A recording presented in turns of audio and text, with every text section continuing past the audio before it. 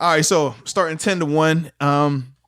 At number 10, man, I got Devin White, LB out of Tampa Bay. Then at number 9, I got Leighton Vander Esch, linebacker with the Cowboys. At 8, CJ Mosley. At 7, I got Jalen Smith.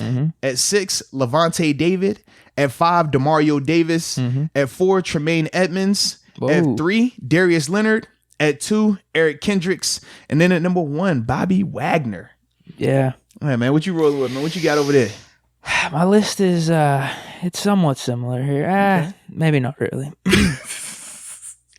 All right.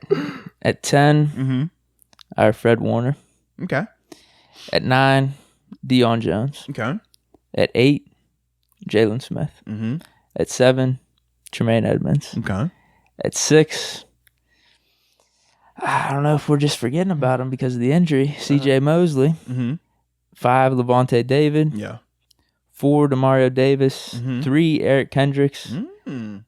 2, Darius Leonard. Okay. And 1, Bobby Wagner. All right.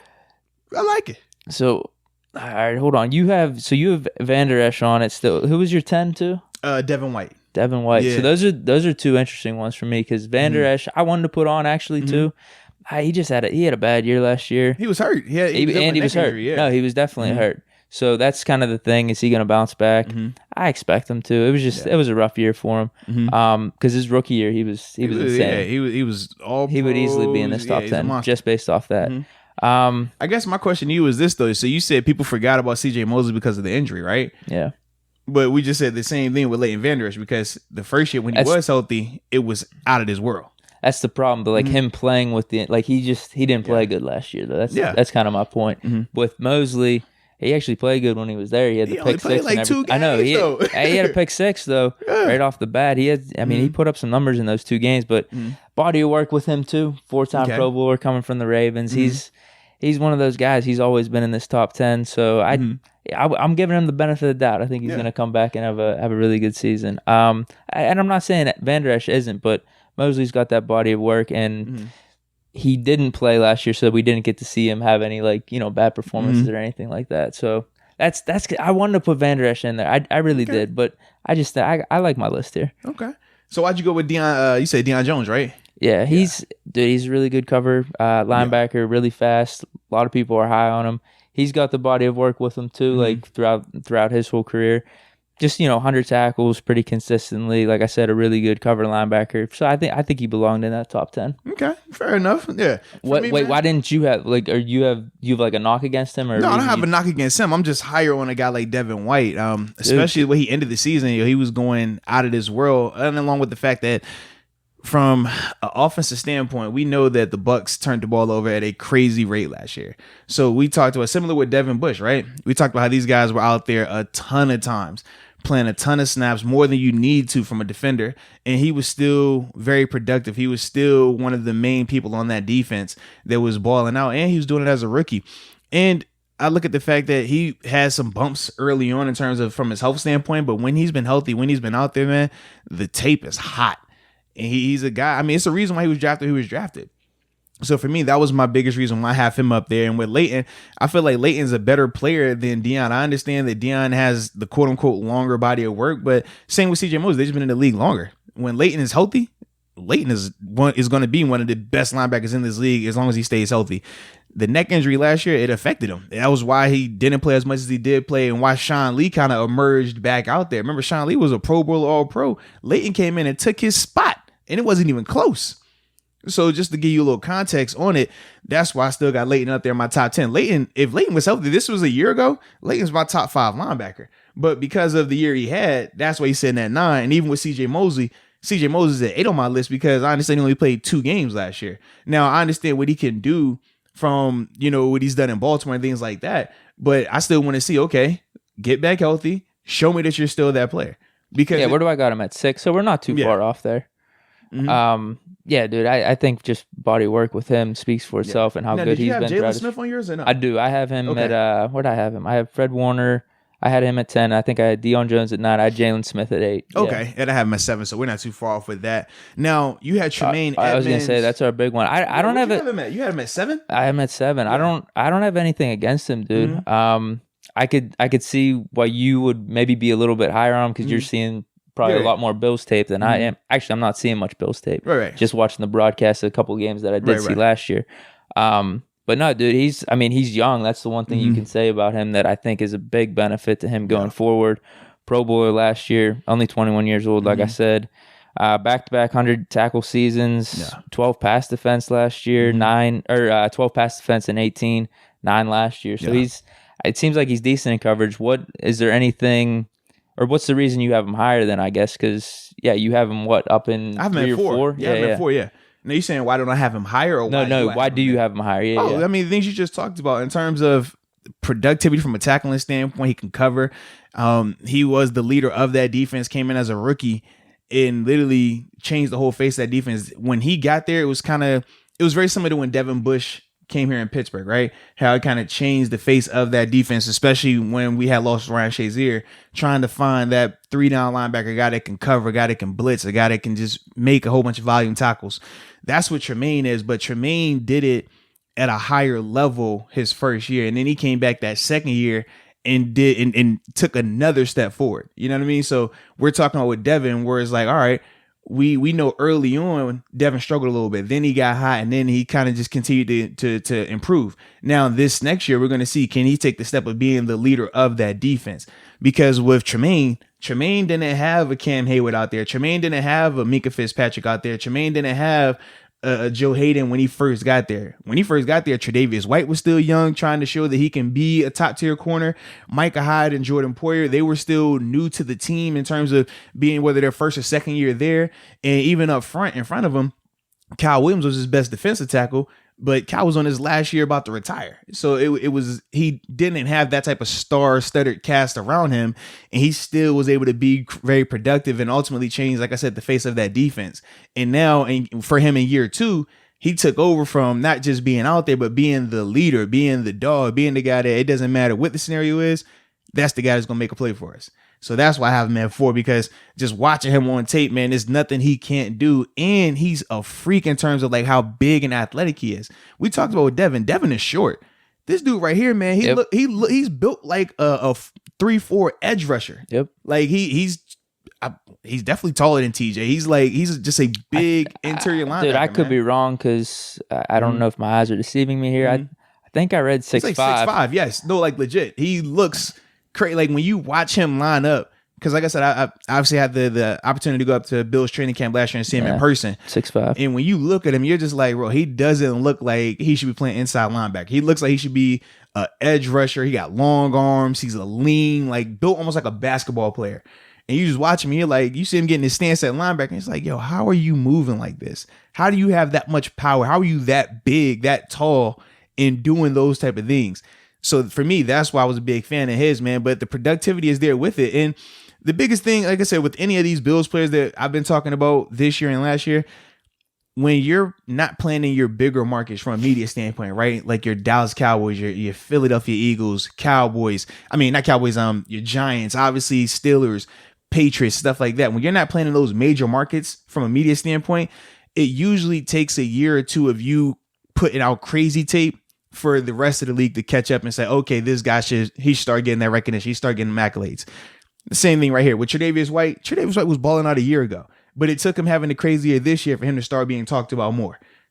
Tremaine's the same way. Same concept, man. Yeah, you're saying big year for him this year. He's gonna keep it up. So yeah, then I wouldn't have a problem at all putting him in the top 5. I don't even have a problem with you putting him in the top 5 now. I just think there's a decent amount of inside linebackers. They have a little bit more longevity. Yeah, that's all. I mean, I have nothing against him. He's had 2 great years in the league right now, and like I said, he's young, so there's a lot of potential there for him too. Well, and I think too the thing, and we talked about this when we're making our list. A lot of time is, are you like, what do you weigh more for certain players? Because it's hard to keep it the exact same for each scenario. Like sometimes it's more legacy built, it's more legacy based. Sometimes it's more what you're projecting based. Sometimes it's more, okay, right now based.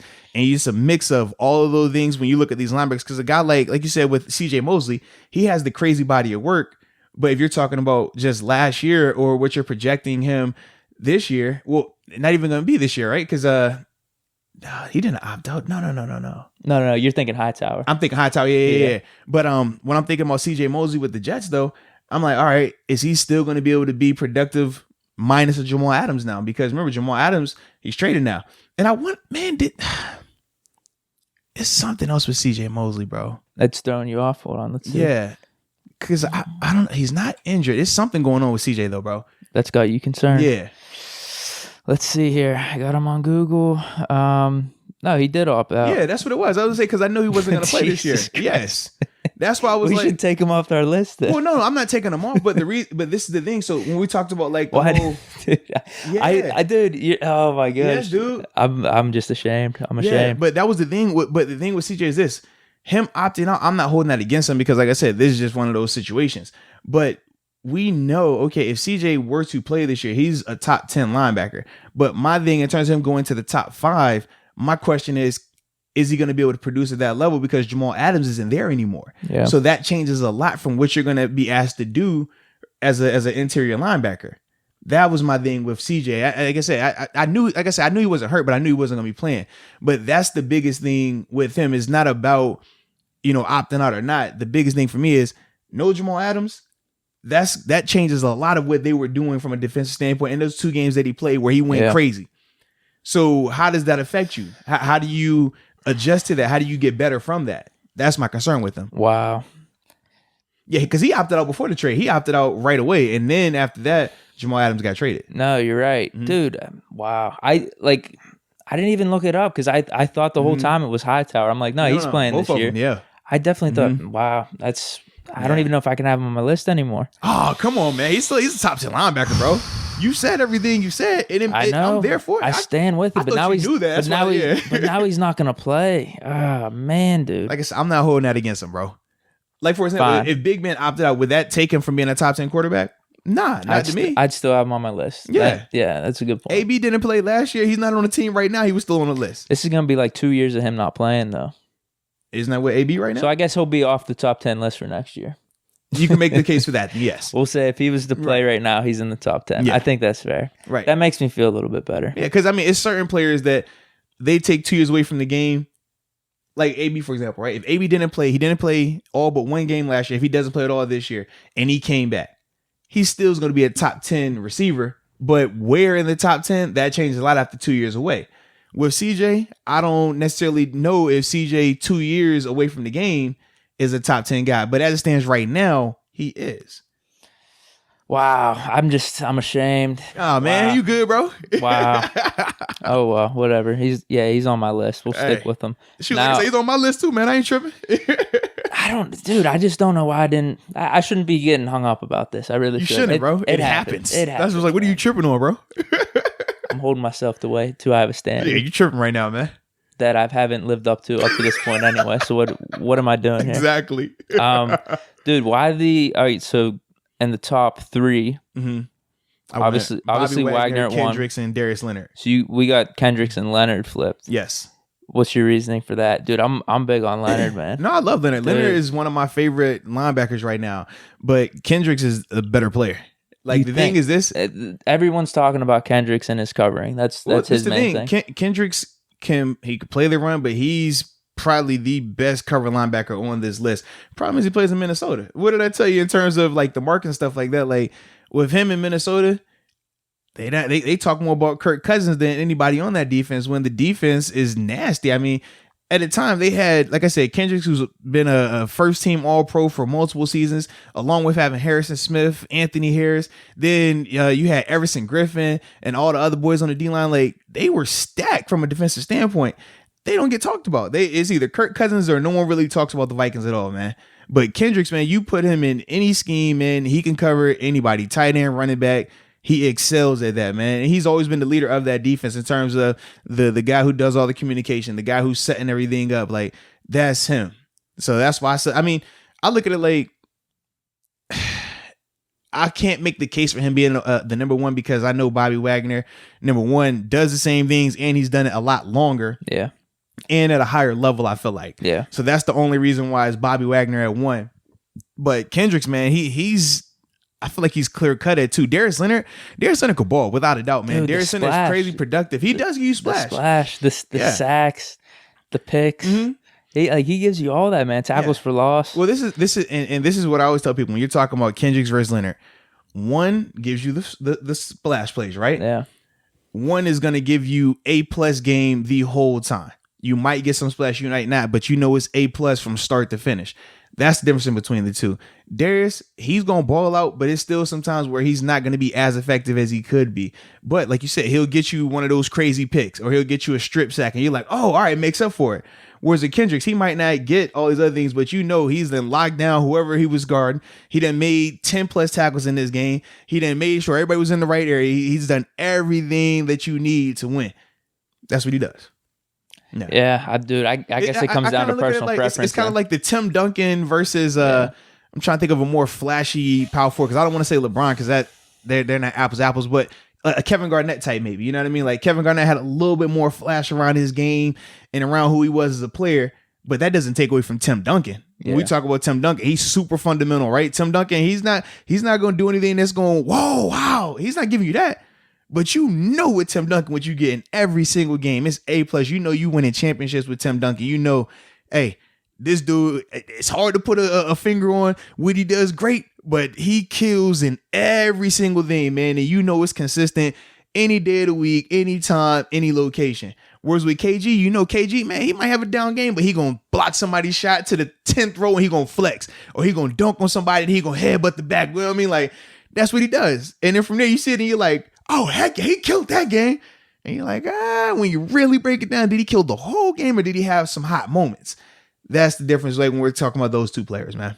Understood, man. Yeah, but I love them both, though, man. No, for sure, dude. I think Leonard's in for a really big career. No, I agree. Leonard, and the thing is this, Leonard is super young, too. And he's a 1AA guy, man. Shout out to South Carolina State, man. He went to Wobble School, man. Rookie of the year. Mm-hmm. Not sure how he didn't make a Pro Bowl, but made an All-Pro in his rookie year. It's crazy. It doesn't add up, man. But we talked about the Pro Bowl, man. It's the popularity contest.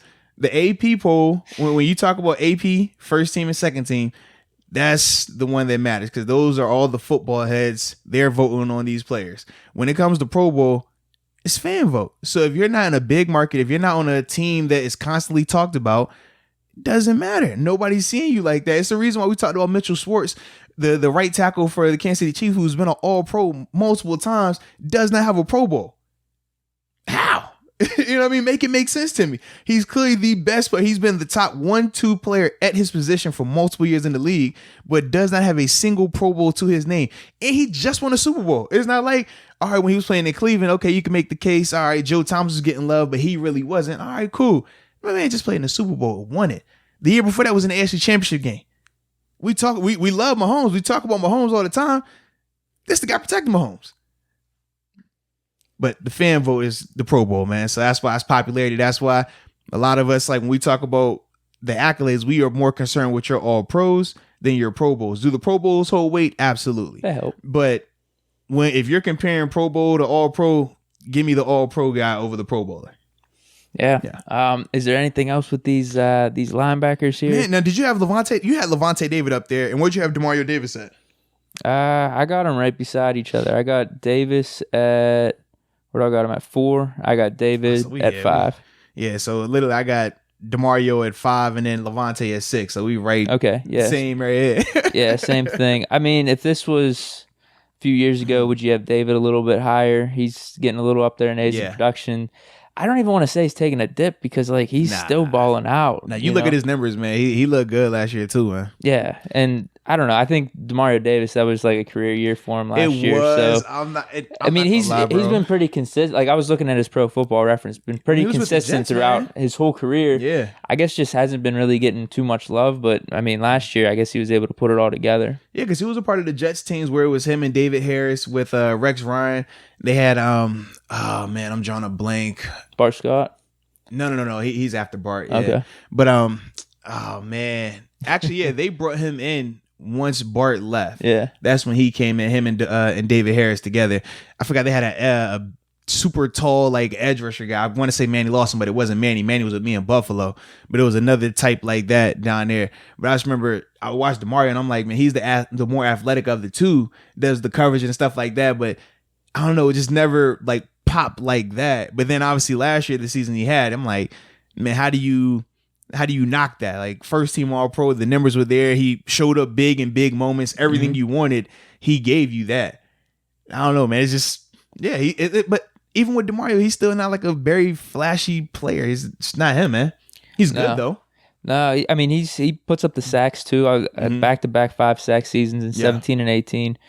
Yeah, like I said, just a lot of 100 tackle seasons ever since with 2013 with the Jets. It's just, I guess, maybe not. He hasn't got the recognition. Maybe he's done something different last year where it has added up to a career year because he's really good in coverage from everything I was reading. Very good, man. PFF rated him a 90 last year. 111 tackles, 4 sacks, 12 pass defense, 11 tackles for loss. That's pretty good, man. Yeah. That's pretty good. He like you called it. It was a career year for him. Yeah. Definitely a career year. Because like I said, he's been good, but last year was one of those like, whoa, where'd this come from? You know what I mean? Mm-hmm. Like if he was doing that for more years, we'd be talking about him like how we talk about CJ Mosley in terms of, the longevity, the productivity and all these other things. Demario is less about the longevity and more about the right now. You just coming off of a crazy season. So, how close did you have Devin Bush to this? Where would you have him? Around like 15 to 20? No, I have him as an honorable mention. He's still in that 10 to 15 range, just depending on who you. Because I thought about Devin, I thought about Roquan Smith, obviously Deion Jones. I had Collins. I don't know why I did this. Like in that next bubble right there of they flirted with the top 10. They're in the conversation, but the guys that I have in my top 10 is something about them that I like just more than those players. And that's the biggest thing with it right now. Yeah. Understood. Yeah. What about you, man? Where'd you have him at? I guess in that mix, I actually didn't really have him in my honorable mentions. There was a bunch of guys that I had instead. As much as I do love Devin Bush and I think he's going to take that next step, I just think there was a lot more productivity from other guys in the league. Correct, yeah. I do think Devin Bush's potential is better, and I think he's got a better chance of making that top 10 next year if we're talking projections and stuff. I just felt like if you're combining all the factors of what he did last year, the right now, and longevity from some of the other linebackers, then I probably had him more in like my 15 to 20 range. But because I deleted all the guys that I had for honorable mention. I had like 5 or 6 names, and I deleted them once I made my top 10. That's understandable. Well, because here's what happened. I was like, this is my top 10. I don't even want to look at my honorable mentions. That was it. All right. I usually don't do that, though. I usually, for whatever reason this morning, I was just like, you know what? This is my top 10. Forget these honorable mentions. You got to roll with it. For me, the only reason I like to give honorable mentions is to give people a little bit more context of, all right, these guys made my list. These were the next guys in, but they didn't make it because of some of the reasons I talked about in the first part of it. Yeah, it's good to do. I should have done it. And with Devin, and it's not his fault, but one of the bigger knocks on him right now is just the stacked cast that he has around him. Like, we talked about some of these teams up here. I don't think any of these linebackers that we've listed has the same level of supporting cast that Devin Bush has around him. Yeah, you talk about Devin White too. Like, I think those two definitely got a really good shot of making the top 10 after this year's over. Absolutely, man. Yeah, I kind of figured them in the same vein. I think you're a little higher on Devin White than Devin Bush. We've talked about this in the past, but I mean, they're both there, top 10 talents. Like I say, over the next 5 to 10 years, those are going to become the next wave of linebackers. I look at Devin Bush, Devin White, Tremaine Edmonds, Darius Leonard.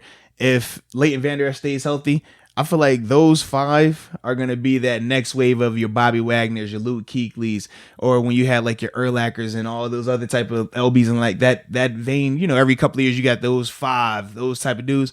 I feel like they're all going to be in the next wave of just the linebackers that we always are talking about. The guys that we're like, hey, that what he going to do. He going to ball out. That's what he does. Yeah.